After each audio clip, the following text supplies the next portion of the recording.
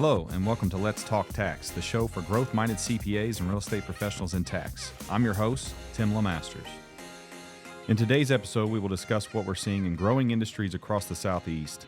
Joining us today on Let's Talk Tax is Mike Hammel. Mike is a relationship manager in McGuire Sponsel's Atlanta office and specializes in building partnerships with CPA and real estate firms all across the Southeast. My close friend, colleague, Mike Hammel, how you doing, buddy? Doing great, Timmy. Glad to be here, man. Yeah, excited to have you on this. I know this is, I feel like we talk once a day, but we've never got to do this together, so I'm pretty excited about this. Once a day might be generous. Yeah, generous. Mm-hmm. Yeah, maybe 4 times a day. So depends on what your mood you're in, right? Yep. Well, let's go ahead and start with just you, a little introduction to yourself. It'd be nice to kind of hear where you came from, where you started, how you got to where you're at. I know the Southeast is a big market. We've had a lot of progress in that market. We've had a lot of great opportunity, but I think it's good for us to kind of get rolling with where you've been and where you're going. Absolutely. I think a good starting point is I feel like I've been a part of the firm for, 15 years. Just knowing a lot of the partners, knowing a lot of the people. McGuire Sponsel is a special place, right? And so I have an accounting background, did a master's of tax at William & Mary. That was been about 2018 timeframe. Did a gap year at McGuire Sponsel, really kind of cut my teeth on what we do, how we work, built relationships here with McGuire Sponsel colleagues. And honestly, I think it's, there's not a place like us out there when it comes to how we run a firm. So I really bought into that and really like the people I'm working with. And so the opportunity came. I finished my master's program in May of 19. We had an acquisition on the horizons down in Atlanta. So that catapulted me to say, hey, look, here's an opportunity in the Southeast. Craig Fouts and I, a colleague of ours, that went down there and said, hey, we're gonna build this office out because we bought a firm called Ernst & Morris, as everybody knows, and really solid cost segregation boutique firm. And now we had about 200 to 250 CPA relationships that office worked with. How are we going to introduce R&D? How are we going to introduce some of our other practice lines? And so that's what got me down to the Southeast. As you alluded to, Southeast is a big market. Mm-hmm. It's a beast, but it's a great place to do work. Industry-wise, what are some of the main industries you kind of kicked into right away? I know it's, I would say GovCon is one that we've talked about a little bit over the last 12 to 24 months. I feel like every time I hear you talk, it's something related to government contracting. So outside of that, and we'll get into that a little bit, but outside of that, what are some of the other things that you're seeing in the market down there? Yeah, I think first off, you're going to have heavy manufacturing. You're going to have a lot of real estate work depending upon pockets of the Southeast that you see. I feel like every time I go to Raleigh, for example, there's a new crane in the sky. Mm-hmm. Atlanta's seeing the same thing right now. I think a couple weeks ago I was reading up that we have as many cranes in the sky as like New York City. Yeah. And Atlanta's seeing a lot of real estate growth in that area. Government contracting, Huntsville has been an awesome place for us, and there's a lot of heavy government contracting from aerospace, defense work, missiles, automotive work that kind of gets tied into some of like the Humvees that they have and all of that type of work. But government contracting it could be a slippery area to work in as long as you do it in a way that is strategic and makes sense, right? We learned that at the very beginning, and it took a lot of time to build relationships in that Huntsville office specifically, but also in that Pensacola stretch, because I'd say in the Southeast you have Huntsville and kind of that Pensacola area that you really have a lot of government contracting work. But outside of that, we're seeing a lot of international investment in the Southeast. A lot of inbound money starting up like the semiconductor plants, a lot of big manufacturing. Korean investment is a really big piece right now in the Southeast that you're seeing, just because you have like the Rivian plant that popped up. You have a lot of other Hyundai plants that have come about. Mercedes is another big one down in Alabama that's popped in. So there's a lot of international investment that's spurring other growth that we are starting to see with like manufacturing suppliers setting up to those. And so our CPA relationships are specializing heavily in like top tier 1 and 2 suppliers coming up onto those big box retail places with the heavy manufacturing, because it's it's a big need right now. Mm-hmm. And I believe I'm seeing a lot of CPA firms capitalize on that. Okay. But it's definitely your main areas: real estate, defense, and international investment. Let's take the Southeast and let's be a little bit more targeted. Let's talk more of kind of that horseshoe down there in Florida. I feel like Florida is booming, man. I've gone down a couple times here over the last 6 months, and you talk about cranes. I feel like they're everywhere there. I know contracting, whether it's housing or multifamily, whatever else, they just can't keep up. So let's talk a little bit about that area and kind of why the growth is so important there, and what you've been seeing down there as well. Yeah, that horseshoe area in South Florida, I mean, there's a lot of ground to be covered. Specifically, if we're talking South Florida, to your point, it's a heavy real estate area from construction, contracting. You have a lot of development work. You're seeing a lot of cranes in the sky. But the other part that's interesting, too, is you're seeing a lot of larger CPA firms say, I would categorize in that top 20 that want to be in Florida. And You're seeing a lot of acquisitions down there right now. Set up in South Florida. Yeah. And so a lot of relationships we work with, right? We work with some of those larger firms, but our sweet spot is, say, top 200 firms, 100 to 200, maybe a little bit bigger than that, right? They're seeing opportunities to capitalize on pulling in some larger clients. Okay. And part of that is because of the international or the activity coming down from these larger firms and these national firms coming into a market that they're not familiar with. Mm-hmm. And so they're trying to cut their teeth, figure out how they do that. And you have these other firms that now are trying to take this local brand that they've built in South Florida, kind of create a regional presence. Yeah. And go on from, you have the Miami to West Palm Beach type stretch on that one side of Florida. The other side, now they're picking up, they're trying to figure out, how do we get over into Fort Myers? How do we get up maybe a little bit north into Tampa, the Sarasota stretch? Because there are opportunities there given what's happening in the M&A activity. Yeah. Are you seeing PE shake down there as well? All the time. Okay. I was just in Lauderdale 2 weeks ago and meeting with a lot of our top firms that we work with down there. And same as us, they're getting phone calls all the time, right? I would say every meeting that we've been a part of, regardless if it's in Florida, Alabama, Georgia, anywhere in the Southeast, PE money's coming after them. Yeah. In some capacity. Okay. So we think about the Big Four, right? And it's an area that I know they're obviously down in the Florida area. They're down in the Southeast plenty. So what you're saying is you're seeing this flow of, the larger firms are kind of have to unload clients. That's moving down to your, large to mid-sized firms. They're unloading clients, and it's just kind of this river effect of everything's going downhill. So now you have these smaller firms that have kind of been able to take on some new clients. They're building their book. Is that something that you continue to see? You think you're going to continue to see, or is this something that's going to flatten out eventually? I think it's going to flatten out eventually, right? I think the M&A activity will eventually come to a halt a little bit. We're going to see when that is, right? Because it's been going on for a couple years now in the accounting space. BDO had a large acquisition down there with a firm that was in the top 30 in Miami. Okay. Oh, It was wow. called MBAF. Yeah. Very large, very prestigious firm in Miami.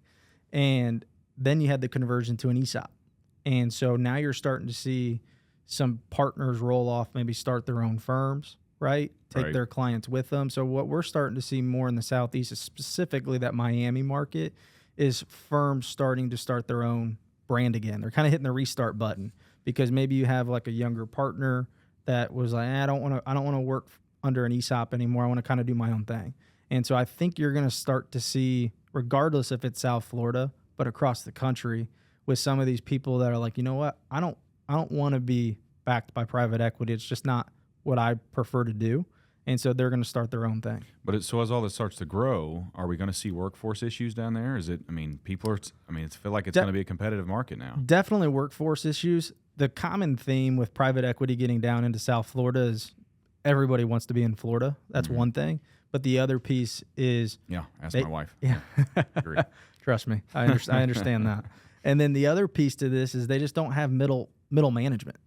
And if you think about Florida, they have a lot of the older partners that are kind of stuck here with there's nowhere else to go. Yeah. And so private equity comes in, but the strong firms that have built middle management teams are seeing an opportunity to say, hey, we need to reassess how our marketing is working in the South Florida market, because we don't have industry verticals that are established. Right. We don't have a specialty tax group set up. It's kind of sporadic on how we operate. Yeah. And so firms that we're working with right now, part of the reason why I was down there a couple of weeks ago is to sit and say, okay, how are you guys going to capitalize on a short window with this M&A activity coming down? How are you going to reposition your services so you guys can ultimately capitalize and gain more market share? Maybe that's on the other side of Florida. Maybe that's within that own market itself. Yeah, because it's going to be competitive as hell right now. Down there. I mean, if you think about it, all these people that are branching off, they all have a niche, right? So if the niches are consistent, how are we supposed to separate ourselves from the other people in our markets, right? So I can see that being some serious challenges down there for sure. And another challenge is just there's so much international activity in Miami. When people think of Miami, it's international heavy.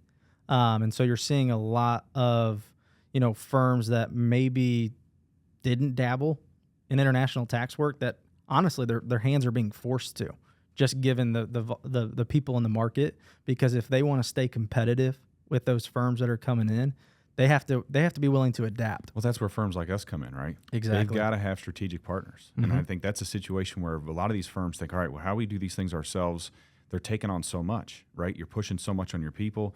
You've got to take a step back and say, okay, what are we good at? How do we stay in our lane and really focus on this to build this, which is our most important piece of revenue? Mm-hmm. Then how do we look outside and pick strategic partners, right? So I think that's something that we've noticed, obviously, in a lot of our key markets, but it's really starting to be heavy in the Southeast, and I've noticed that.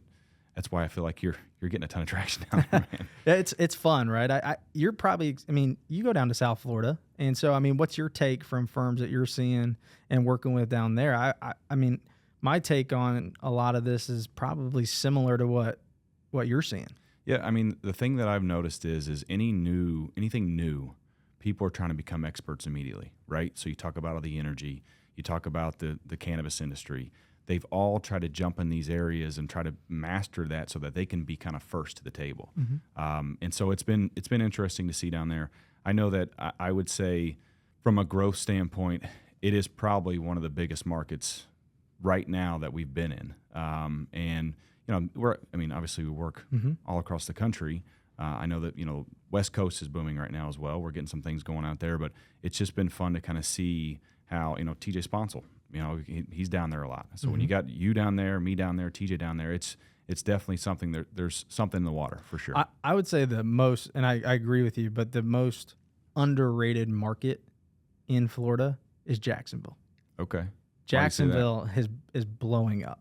Okay. I don't know what exactly it is, but from a real estate perspective, housing market, investment from outside capital coming to Jacksonville. I would assume because it's not saturated. I don't know. You get down to the Southeast, you get down to the Southwest area. Mm-hmm. Those places are pretty saturated. So I think it's one thing that Jacksonville just doesn't quite have yet, right? It could be, right? I think they have land. It could be mm-hmm. another thing, right? You start going down into those bigger markets of Miami, people have developed down there, and it's expensive to develop down there. So what industries in Jacksonville are you starting to see? Is manufacturing jumping in there? Real estate, manufacturing, a lot of multifamily development, as you're seeing across the country. International activities there just because you're so close to the Savannah port. You're really, really close to Savannah, Georgia, mm-hmm. right over the state line, and that's the largest port in the Southeast. And so you're seeing a lot of that happening in Jacksonville. But it's a good location to get to other markets in Florida, right? As opposed to being you're South Florida. There's definitely a divide between are you in Central Florida, North Florida, or South Florida. The pace definitely changes, right? South Florida, people are gonna move pretty quickly, just given the Miami area. But every area is different, and so you have the central area where you have a lot of the villages stuff working on right now. There's a firm we work with in Tallahassee. Well, they're trying to build out in that Panama City, Tallahassee stretch, kind of where that 30A is, right? Yeah. Like going down there in April. Love 30A. And so that whole stretch, you start heading further east, they're trying to build the villages 2.0. Okay. And so there's multi-billion-dollar investments going into that space. I like to fire a couple questions at you just to see where your mind is right now. One, what's your main focus here as we go into the back half of 2024 in your market? Main focus, I would say, is, if we're talking specifically for the Southeast, is going to be, I think you're seeing a couple things. I would say one is going to be the R&D space, and so handling some of how the 174 impacts are continually happening and making sure firms are having those conversations with clients. The other concept is just how can we at McGuire Sponsel help support those firms in those growing markets more? Is that we need to link together our marketing groups. I know we've done that in North Carolina with a specific relationship, and that's worked out for us, right? Okay. We want to be more of a tailored solution to what they're doing. North Carolina specifically, with it being the number one place to do business, we really need to get our location advisory practice going in that market. Yeah. And so working with our strong partners on that to figure out, okay, what's your client base look like? How can you guys tuck that service line into one of your areas that you guys specialize in, so it complements what you guys do? Right. And so I think if anything in the Southeast, we've built really, really strong relationships. Now it's depth. How do we have deeper relationships, not only just on how we do more work together, but how do we get your people equipped for what we're about to come through? Because the Southeast is not slowing down business activity wise. Okay. Yeah, no, I would agree. It's I know that, obviously I get to see a lot of this up front because I'm kind of in the day-to-day with you, but I noticed that this year seems like you've gone from just kind of steady Eddie, kind of keep going. It has kind of just been like this, and just you've been stretched pretty thin. So we appreciate you here. But the second thing, and this is kind of it's very similar, but it changes the dynamics a little bit. What's the most needed thing? And let's forget 174. That's an obvious, and honestly, it is what it is, right? And I know it's been a lot of challenges, a lot of struggles. It is what it is. So let's focus on some other things. What is the main needs that you're seeing in the Southeast? International tax. Okay. And the reason for that is what we started it with. There's so much inbound money coming into the U.S., specifically in the Southeast. Maybe it's business activity. Maybe it's customers that want to be there, right? But as you know, being out in market all the time, it's a consistent message. International tax is a dangerous area for people, very risky. Yeah. And it's just something that people they're not comfortable with it. So you say international tax, are we talking compliance? Are we We're talking full gamut. transfer pricing? Everything from. So you're talking structuring? Okay. Structuring from like a parent company overseas wanting to make their first entrance to the U.S. market. So they're setting their first subsidiary up in Georgia, right? Now working through, okay, maybe we can help on the incentive side. Maybe we can help on the structuring as you get those investments over into the U.S., right? A lot of what I'd say that we're seeing is, and there's some markets and some projects where you kind of only see one opportunity to help save them some money. Yeah. One thing we're focusing on with firms in the Southeast is a lot of this stuff, it goes together, right? International investment comes in, they're building a building. And so we're starting to talk about structuring to get the money over. They build a building, help them on a cost seg study, maybe a 179D study if it makes sense. It's typically tied to some operation of manufacturing a product, right? A process. It's always something like that. They're not just coming over here to post up shop. It's not a distribution center, right? They're doing something that's innovative. Yeah. And so then you start talking R&D work with them. And then at the end of the day, there's a relationship between the parent sub. And so now you have transfer pricing. Yep. And so a lot of the stuff that we're working with relationships is how does all this fit together? Because it's a big puzzle. And it's all figuring out, okay, which piece goes where. And so international growth in the Southeast is one of the biggest areas that we're seeing, and compliance obviously is something that's big in our practice, but CPA firms love it. Yeah. They love it when we come in with compliance. Yeah. No, I would agree. When you look at the Southeast, we obviously understand, what some of the challenges are, but if you look at kind of all the, the M&A work, everything that's going on, you look at the growth in the Southeast, kind of where do you see the next thing unfolding in the Southeast? It's a great question. So one thing specifically, I think with the M&A activity going on right now. I wouldn't say it's only specific to the Southeast, but that's always going to be something that we're going to have to consider as a challenge into the future, right? Right. Because sometimes, we have really, really strong relationships with firms. They're going to entertain it, right? They might see what their valuation's worth and kind of entertain maybe having different management come in. I would say the biggest challenge for us in the Southeast is probably going to be our location advisory practice and how we get that moving more. Because it's everything happens so fast. It happens so fast. There's a lot of investment happening in the Southeast. And there's a ton of money down there. And so our other practice lines, we can wait. Yeah. Location advisory, we can't wait. There's so much money down there to be handed out when companies are looking to grow. So I would agree that's a good point. All right, I think this is the part of the show where we kind of invite listeners to share their own experiences, right? Share their own experience in the Southeast. We'd like to hear about, from a tax standpoint, from a relationship standpoint, from a growth standpoint. Please share what you can. We're always interested in hearing more. But Mike, I really appreciate you being here, man. It's been fun, Tim. It's been great. It's been great. Off to the next chapter, man. On to the next one. On to the next one. Thanks for tuning in today. Remember to subscribe to Let's Talk Tax podcast channel on YouTube to be notified and receive all new episodes. In addition, we invite you to visit us online at McGuireSponsel.com/Let's Talk Tax podcast to see today's show notes, technical resources, and link to more about today's content.